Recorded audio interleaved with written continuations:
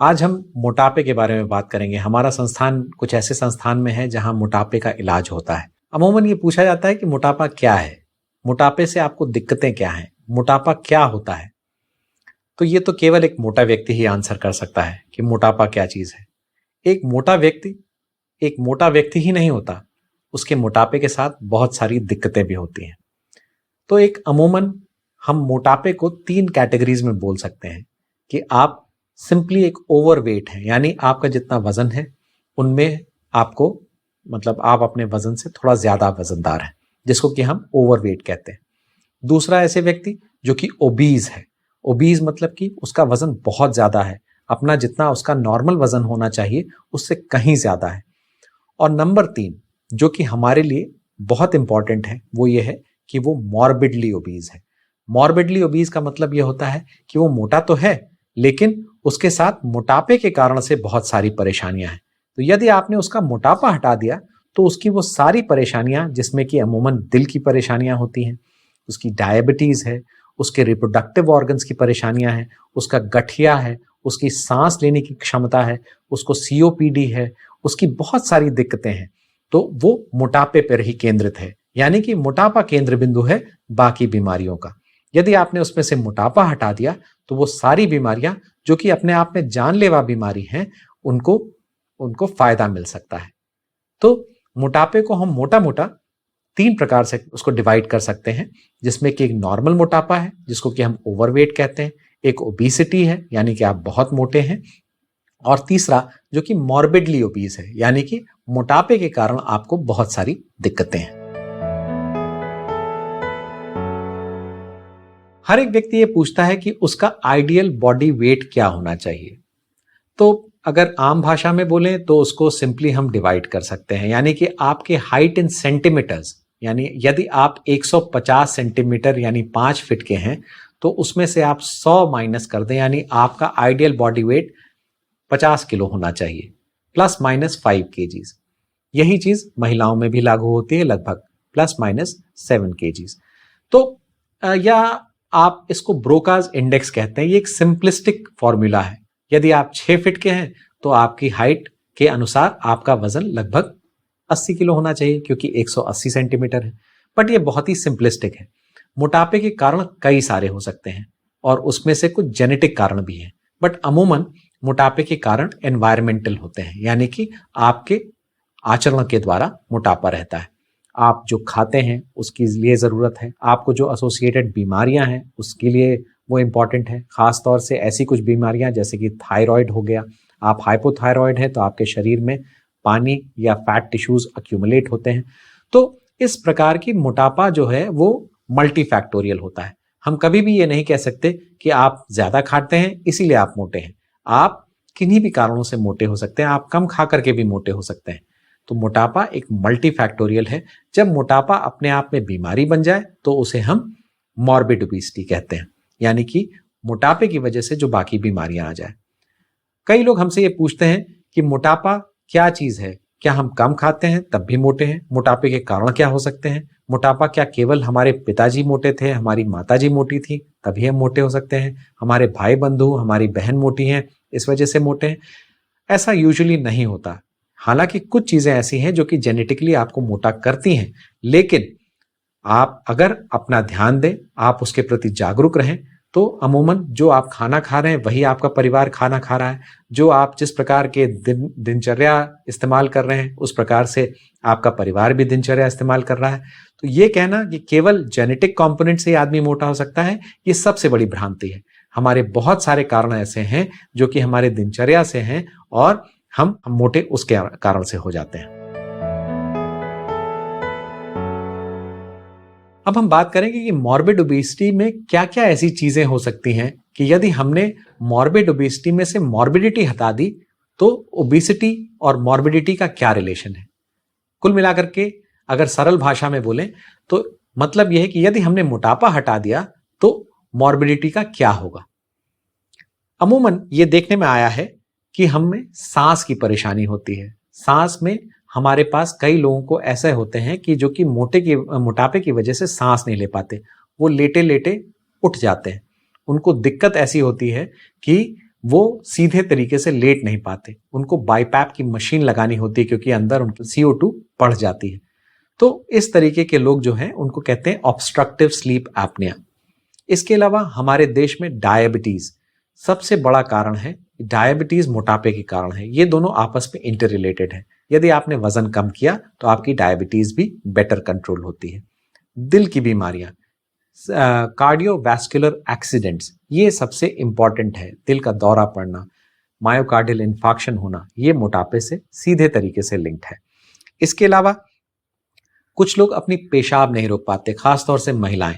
अगर मोटापा ज्यादा हो तो एक स्ट्रेस अर्जेंसी रहती है कि हाँ, आप अपनी पेशाब नहीं रोक पाते, आप पब्लिक प्लेसेस पे अपने आप को बहुत अनवांटेड महसूस करते हैं। माइग्रेन हो गया, PCOD हो गया महिलाओं में। PCOD एक ऐसी चीज है जिससे कि इनफर्टिलिटी भी हो सकती है, ये डायरेक्टली आपके मोटापे से रिलेटेड होती है।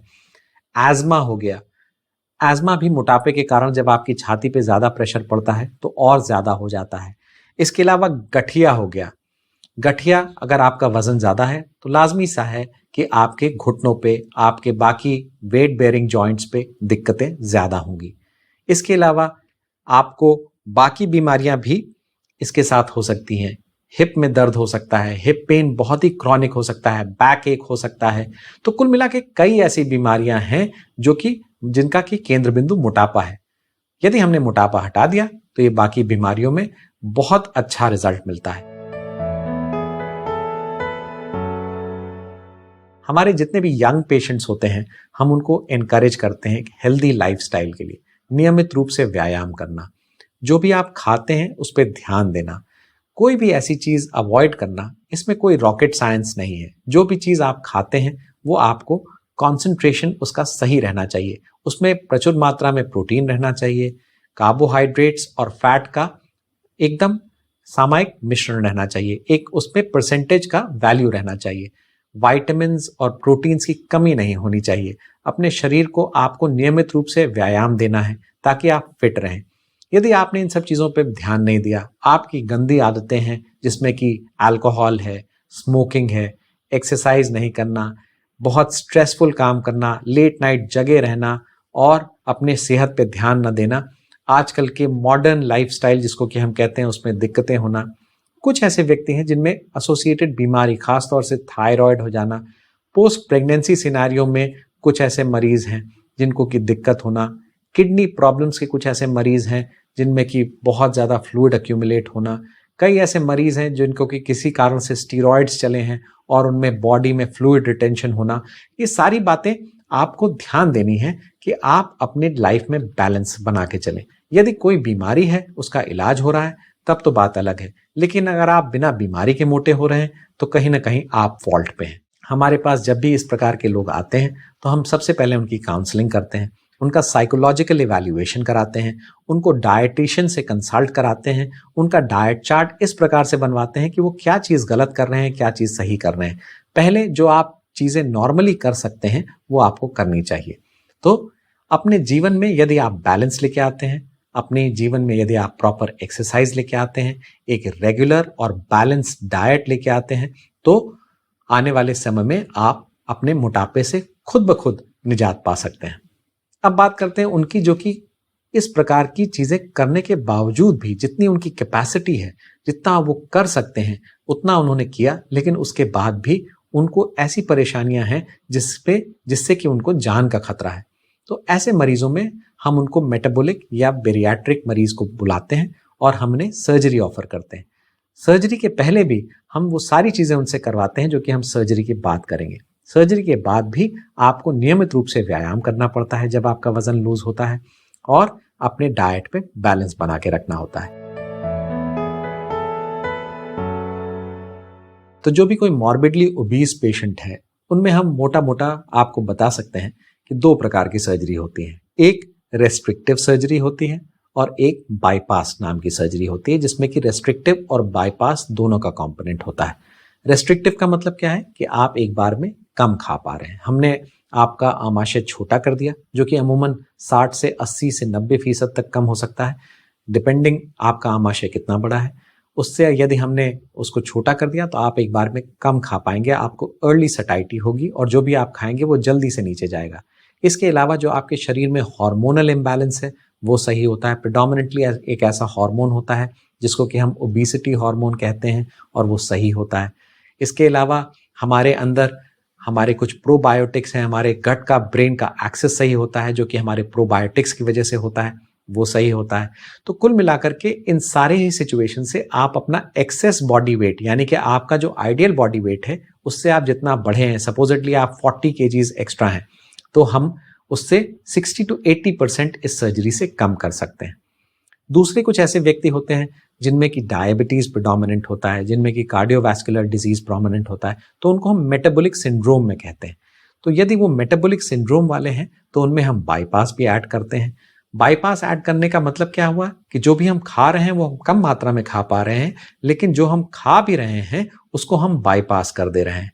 उसको बाईपास करने से फायदा क्या होता है कि हमारे गट के हॉर्मोन्स के बजाय हमारे गट के बैक्टीरिया, हमारा गट का ब्रेन का एक्सेस हो जाता है। यानी कि हम ऑपरेशन के बाद यदि आपके पास हम कोई ऐसी चीज लेके आएंगे, गरिष्ठ चीज लेके आएंगे, तो आपका खुद ही खाने का इच्छा नहीं होगा, उसका आपको स्वाद नहीं आएगा। तो इस तरीके की चीजें इस सर्जरी के बाद होती हैं। तो अमूमन हमें ये चीज देखना है कि हम 2 प्रकार की सर्जरीज करते हैं, एक रेस्ट्रिक्टिव सर्जरी और एक रेस्ट्रिक्टिव कम बाईपास सर्जरी। उसको रेस्ट्रिक्टिव सर्जरी का सबसे कॉमन फॉर्म होता है स्लीव गैस्ट्रेक्टमी और बाईपास का होता है रोअन-वाई गैस्ट्रिक बाईपास, RYGB, या सिंगल एनास्टमोटिक गैस्ट्रिक बाईपास जिसको कि हम MGB भी कहते हैं। तो कुल मिलाकर के इससे फायदा यही होता है कि हम एक बार में कम खा पाते हैं, हमें अर्ली सटाइटी होती है। बाईपास में जो हम खा रहे हैं वो बाईपास भी हो जाता है, हमारे गट के हार्मोन सही होते हैं, हमारी जो इंसुलिन की रिक्वायरमेंट है वो कई मैकेनिज्म से एक्सप्लेन की जाती है। हम कई लोग जो कि इंसुलिन पे होते हैं वो ऑफ इंसुलिन हो जाते हैं। हमारे कई ऐसे मरीज हैं जिनको कि हमने बाईपास सर्जरीज की हैं, जिनकी ऑपरेशन के पहले की रिक्वायरमेंट 50 से 60 यूनिट इंसुलिन थी, वो पोस्ट ऑपरेटिवली इंसुलिन पे नहीं है। ज़्यादा से ज़्यादा उनको ओरल एक हाइपोग्लाइसीमिक लेनी पड़ रही है। तो अपने आप में ये बहुत बड़ी चीज़ है। और बाईपास के मरीजों में तो डायबिटीज़ बहुत अच्छे तरीके से निजात पा जाती है, यानी कि 90% तक लोगों को लगभग डायबिटीज़ से निजात मिल जाती है। निजात मतलब कि पूरी तरीके से क्योर हो जाता है। तो ये एक अपने आप में बहुत ही बड़ी पॉजिटिव बात है। दूसरा, जब हमारा वजन कम होता है तो हमारी सांस लेने में दिक्कतें जो होती हैं, ऑब्स्ट्रक्टिव स्लीप एपनिया, उसमें सुधार होता है, हमारे गठिया में सुधार होता है, हमारे स्ट्रेस यूरिनरी इनकॉन्टिनेंस में होता है, यानी कि हम पेशाब अपनी रोक पाते हैं, हमारी रिप्रोडक्टिव लाइफ बेटर हो जाती है, हमारी सेक्सुअल लाइफ बेटर हो जाती है, हमारे जो गठिया में दर्द हो रहा होता है, जो बैक एक हो रहा होता है, कमर में दर्द हो रहा होता है, वो सब सही हो जाता है। हम इस प्रकार से अपनी सर्जरी को करते हैं। मोटापा यदि है तो उसका इलाज सर्जरी है, ये ऐसा बिल्कुल नहीं है। मोटापा अपने आप में तभी सर्जरी के लायक होगा हम लोग के यहाँ खास तौर से, जब तक कि वो मॉर्बिड ओबीज ना हो। हम सर्जरी तभी ऑफर करते हैं जबकि आप मॉर्बिडली ओबीज हो, यानी कि मोटापे की वजह से आपको ढेर सारी दिक्कतें हो रही हैं, खास तौर से दिल की दिक्कत हो रही है, आपको डायबिटीज हो रही है, आपको गठिया हो रहा है, आप सो नहीं पा रहे हैं, रिप्रोडक्टिव ऑर्गन की आपको दिक्कतें हैं, आप पेशाब अपनी नहीं रोक पा रहे हैं। तो इस प्रकार की अनेक परेशानियां जो कि मोटापे की वजह से आ रही हैं, यदि आपको वो है तब आप मॉर्बिड ओबेसिटी की कैटेगरी में आते हैं और हम आपको सर्जरी ऑफर करते हैं। तो हर मोटा व्यक्ति, खास तौर से यंग लोग जो कि मोटे हो गए हैं, उनको पहले किसी भी तरीके से अपना मोटापा अपनी तरीके से कम करना चाहिए। और मॉर्बिड ओबीस लोगों को हमेशा सर्जिकल हेल्प एक ले सकते हैं। उनके लिए ये ऑप्शन है कि यदि वो किसी कारणवश अपना पेट कम नहीं कर पा रहे हैं, अपना मोटापा कम नहीं कर पा रहे हैं और उनका लाइफ का रिस्क पड़ रहा है, तो फिर उनको सर्जरी के लिए ऑप्ट करना चाहिए।